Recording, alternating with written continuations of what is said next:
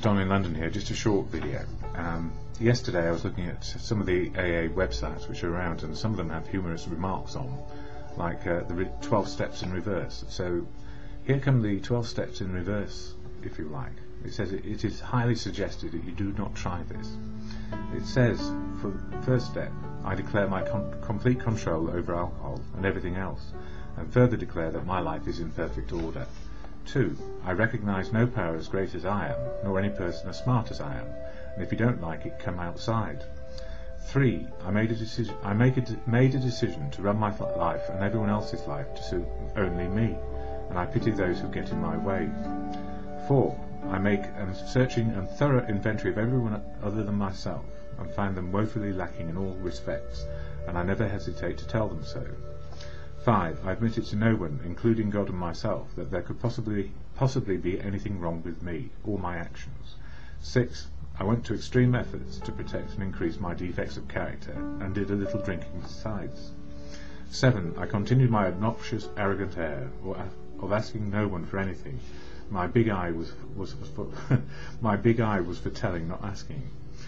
8. I kept a complete list of all persons who harmed me, either real or imaginary, and swore to get even with them all.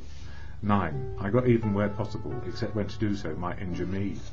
10. I continued to bitch and whine about everything to everyone, and, when I was right, promptly reminded them. 11. I sought through scheming and conniving to materially improve myself at the expense of my fellow man.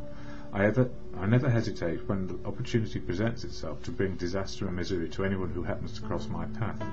And 12. Having had a complete moral, physical, financial and spiritual breakdown, all of my remaining effort was directed toward dragging those near me and dear to me down to the same depths of despair, and I did a little drinking too. So, people do have a sense of humour in AA, and I think somewhere in the literature it says, don't take ourselves too darn seriously, or words to that effect. So often we can be, I suppose, po-faced, a little bit arrogant, a little bit full of ego, putting on a brave face and saying, well, that's not for me. And often what we need to do is have a little bit more humour, a little bit more humility, a little bit more confidence, a little bit more courage, and a little bit more faith, just to make life work.